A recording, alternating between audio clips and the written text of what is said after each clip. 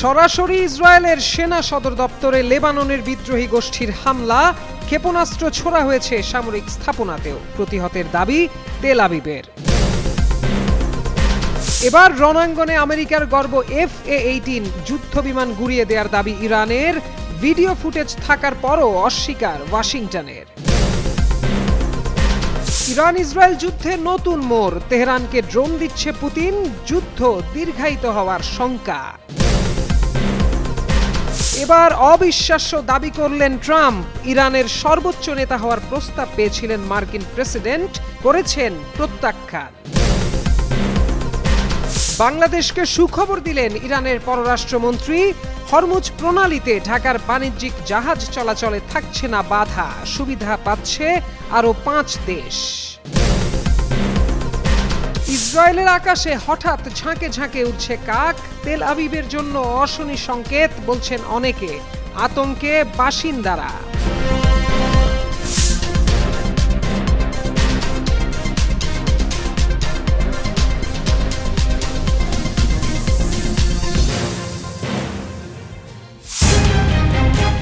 মধ্যপ্রাচ্যে উত্তেজনা আবারও বেড়েছে। এবার লেবাননের বিদ্রোহী গোষ্ঠী ইসরায়েলের গুরুত্বপূর্ণ সামরিক স্থাপনা লক্ষ্য করে ক্ষেপণাস্ত্র হামলার দাবি করেছে। এতে নতুন করে সংঘাত বিস্তারের আশঙ্কা দেখা দিয়েছে। বিদ্রোহী গোষ্ঠী জানায় তারা লেবাননের কিয়ারা এলাকায় অবস্থিত ইসরায়েলের সেনা সদর দপ্তরে হামলা চালিয়েছে। এই হামলায় ইসরায়েলি প্রতিরক্ষা বাহিনীর প্রধান কার্যালয় সহ গুরুত্বপূর্ণ সরকারি দপ্তর রয়েছে। তাছাড়া তেল আবিবের উত্তরে একটি সামরিক গোয়েন্দা স্থাপনাও লক্ষ্যবস্তু ছিল বলে দাবি করা হয়। স্থানীয় সময় বুধবার দিবাগত রাত 1:10 মিনিটে এই হামলা চালানো হয় বলে বিদ্রোহী গোষ্ঠী তাদের টেলিগ্রাম চ্যানেলে দেওয়া এক বিবৃতিতে জানিয়েছে। তবে ইসরায়েলি সেনাবাহিনী জানিয়েছে ছোড়া সব ক্ষেপণাস্ত্র প্রতিহত করা হয়েছে। সরাসরি হতাহতের ঘটনা ঘটেনি, তবে আশ্রয় নিতে গিয়ে একজন নারী আহত হয়েছেন এবং আরও কয়েকজন সামান্য আহত হন। এদিকে দক্ষিণ লেবাননে দুই পক্ষের মধ্যে সংঘর্ষ অব্যাহত রয়েছে। ইসরায়েল জানিয়েছে সেখানে তাদের কয়েকজন সেনা গুরুতর আহত হয়েছে। পাল্টা জবাবে ইসরায়েল লেবাননে ব্যাপক বিমান হামলা চালাচ্ছে। ইসরায়েলি প্রধানমন্ত্রী বেনিয়ামিন নেতানিয়াহু বলেন তারা সীমান্তে নিরাপত্তা জোরদার করেছে এবং লেবাননের বিদ্রোহী গোষ্ঠীকে দুর্বল করার লক্ষ্য নিয়ে কাজ করছে। বিশ্লেষকদের মতে এই পরিস্থিতি দীর্ঘস্থায়ী হলে পুরো অঞ্চলে বড় ধরনের সংঘাতের ঝুঁকি বাড়তে পারে।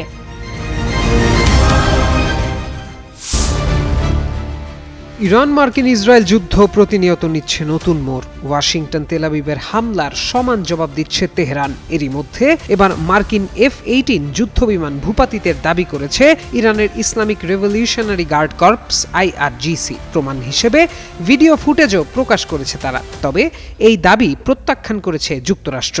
বুধবার IRGC জানিয়েছে তারা একটি মার্কিন F-18 হর্নেট যুদ্ধ বিমানকে লক্ষ্যবস্তু করেছে, তবে হামলার স্থান, ক্ষয়ক্ষতির মাত্রা কিংবা পাইলটের অবস্থা সম্পর্কে বিস্তারিত কিছু জানানো হয়নি। ইরানি সংবাদ মাধ্যম প্রেস টিভিতে প্রকাশিত এক ভিডিওতে দেখা গেছে আকাশে উড়ন্ত একটি যুদ্ধবিমানের কাছে হঠাৎ বিস্ফোরণ হয়। এরপর বিমানটি থেকে ধোঁয়ার মতো কিছু বের হতে দেখা যায়। F-18 যুদ্ধবিমানের আনুষ্ঠানিক নাম FA-18 হর্নেট বা সুপার হর্নেট। এটি বিমানবাহী রণতরী থেকে উড্ডয়নে সক্ষম যুদ্ধ বিমান, যা মার্কিন নৌবাহিনী এবং মেরিন কোর ব্যাপকভাবে ব্যবহার করে থাকে এবং বেশিরভাগ সময় আরব সাগর ও বৃহত্তর ভারত মহাসাগরীয় অঞ্চলে বিমানবাহী রণতরী স্ট্রাইক গ্রুপ থেকে পরিচালিত হয়। তবে মার্কিন সেন্ট্রাল কমান্ড সেন্টকম সামাজিক যোগাযোগ মাধ্যম এক্সে এক পোস্টে ইরানের দাবিকে সরাসরি মিথ্যা আখ্যা দিয়ে তা প্রত্যাখ্যান করেছে। সেন্টকম বলেছে ইরানের দ্বারা কোনো মার্কিন যুদ্ধ বিমান ভূপাতিত হয়নি। এর আগে ইরান যুক্তরাষ্ট্রের একাধিক F-15 যুদ্ধ বিমান ও একটি F-35 যুদ্ধ বিমান ভূপাতিত করার দাবি করে। এসব দাবিও অস্বীকার করে ওয়াশিংটন। রাশিয়ার এমন ড্রোন সহায়তার ফলে ইরান আরও বেশি শক্তিশালী হয়ে উঠবে বলে ধারণা করা হচ্ছে। ওই প্রতিবেদনে বলা হয়, যুক্তরাষ্ট্র ইসরায়েলের যৌথ অভিযান শুরুর পরপরই গোপনে ক্রেমলিনের সাথে আলোচনা হয়েছে ইরানের। মার্চের শুরুতেই পাঠানো হয়েছে সহায়তা। এতে ড্রোন ছাড়াও ওষুধ ও খাবার রয়েছে মস্কোর জাহাজে, যা চলতি মাসের শেষ নাগাদই পৌঁছে যাওয়ার কথা ইরানের বন্দরে। এর আগে তেহরানকে স্যাটেলাইট ছবি ও গোয়েন্দা তথ্য সরবরাহ করেছে মিত্রদেশ রাশিয়া। যদিও এ বিষয়ে সরাসরি মুখ খোলেনি ক্রেমলিন মুখপাত্র দিমিত্রি পেসকোভ। উল্টো বলেছেন অনেক ভুয়া তথ্য ঘুরে বেড়াচ্ছে। হয়েছে, তবে ইরানের নেতৃত্বের সাথে আলোচনা চলছে বলেও স্বীকার করেছেন তিনি। এর আগে ইরানে ওষুধসহ মানবিক সহায়তা পাঠানোর কথা বলেছিল মস্কো। গত সপ্তাহেই আজারবাইজানের মাধ্যমে 13 টন ওষুধ পাঠানোর কথাও জানায় তারা। মার্কিন প্রেসিডেন্ট ডোনাল্ড ট্রাম্প এক অবিশ্বাস্য দাবি করেছেন। তিনি বলেছেন, ইরানের নেতারা অনানুষ্ঠানিকভাবে তাকে দেশটির পরবর্তী সর্বোচ্চ নেতা হওয়ার প্রস্তাব দিয়েছেন, কিন্তু তিনি তা প্রত্যাখ্যান করেছেন। বৃহস্পতিবার রিপাবলিকান তহবিল সংগ্রহ অনুষ্ঠানে ট্রাম্প বলেছেন, আমরা তাদের কথা স্পষ্ট শুনেছি। তারা বলেছে, আমরা আপনাকে পরবর্তী সর্বোচ্চ নেতা করতে চাই। আমি বলেছি, না ধন্যবাদ, আমি এটা চাই না। একই অনুষ্ঠানে ট্রাম্প আবারও দাবি করেছেন, ইরানের সঙ্গে যুদ্ধ বন্ধের আলোচনা চলছে। তিনি বলেছেন, আমরা মধ্যপ্রাচ্যে ইরানের বিরুদ্ধে এতটা জিতেছি যা আগে কেউ দেখেনি। তারা আলোচনা করেছে এবং চুক্তি করতে মরিয়া, কিন্তু তারা বলতে ভয় পাচ্ছে, কারণ তাদের ধারণা নিজের দেশের মানুষ তাদের মেরে ফেলবে। তবে তেহরান এই আলোচনার দাবি সরাসরি উড়িয়ে দিয়েছে। ইরানের যৌথ সামরিক কমান্ডের মুখপাত্র ইব্রাহিম জুলফিকারি রাষ্ট্রীয় টেলিভিশনে বলেছেন, আপনার অভ্যন্তরীণ দ্বন্দ্ব কি এমন পর্যায়ে পৌঁছেছে যে আপনি নিজেই নিজের সঙ্গে আলোচনা করছেন? আমরা সবসময় বলে আসছি, আমাদের মতো মানুষ আপনাদের সঙ্গে কোনো চুক্তি করবে না, এখনো না, কোনোদিনও না। বিশ্বের অন্যতম গুরুত্বপূর্ণ জ্বালানি পরিবহন পথ হরমুজ প্রণালী ঘিরে চলমান উত্তেজনার মধ্যেই স্বস্তির খবর এসেছে বাংলাদেশের জন্য। ইরান জানিয়েছে, এই গুরুত্বপূর্ণ জলপথে বাংলাদেশি বাণিজ্যিক জাহাজ চলাচলে কোনো বাধা থাকবে না। একই সঙ্গে আরও 5টি দেশের জাহাজ এই সুবিধা পাবে। ব্রিটিশ বার্তা সংস্থা রয়টার্সকে দেওয়া এক সাক্ষাৎকারে ইরানের পররাষ্ট্রমন্ত্রী আব্বাস আরাকচি বলেন, হরমুজ প্রণালী পুরোপুরি বন্ধ করা হয়নি, বরং নিয়ন্ত্রিতভাবে জাহাজ চলাচল চলছে। তিনি জানান, Islamic revolution guard corps IRGC সিদ্ধান্ত নিয়েছে যে বাংলাদেশ সহ 6টি দেশের জাহাজে কোনো হামলা চালানো হবে না। অন্য দেশগুলো হলো ভারত, চীন, রাশিয়া, পাকিস্তান ও ইরাক। আরাকচির ভাষ্য অনুযায়ী এসব দেশের সঙ্গে ইরানের সমন্বয় রয়েছে এবং তাদের বাণিজ্যিক জাহাজ নিরাপদে চলাচলের সুবিধা পাবে, এমনকি বর্তমান সংঘাত পরিস্থিতির মধ্যেও। তবে একটি শর্ত রাখা হয়েছে যে হরমুজ প্রণালীতে প্রবেশের আগে ইরানের সংশ্লিষ্ট কর্তৃপক্ষের অনুমতি নিতে হবে। এদিকে বৃহস্পতিবার এক প্রতিবেদনে ইরানি সংবাদ মাধ্যম ফাস জানিয়েছে, আন্তর্জাতিক বাণিজ্য পথ হরমুজ প্রণালী দিয়ে চলাচলে ইচ্ছুক সব বিদেশি জাহাজকে অবশ্যই টোল দিতে হবে। এমন একটি আইন প্রণয়নের সিদ্ধান্ত নিয়েছে ইরানের পার্লামেন্ট। ইতিমধ্যে এই আইনের খসড়া তৈরির কাজও শুরু হয়েছে। বিশ্বের মোট জ্বালানি পরিবহনের বড় একটি অংশ এই প্রণালী দিয়ে হয়। সাম্প্রতিক উত্তেজনার কারণে সরবরাহ ব্যাহত হয়, আন্তর্জাতিক বাজারে তেলের দামও বেড়েছে। এমন প্রেক্ষাপটে বাংলাদেশের জন্য এই ঘোষণা ইতিবাচক হিসেবে দেখা হচ্ছে।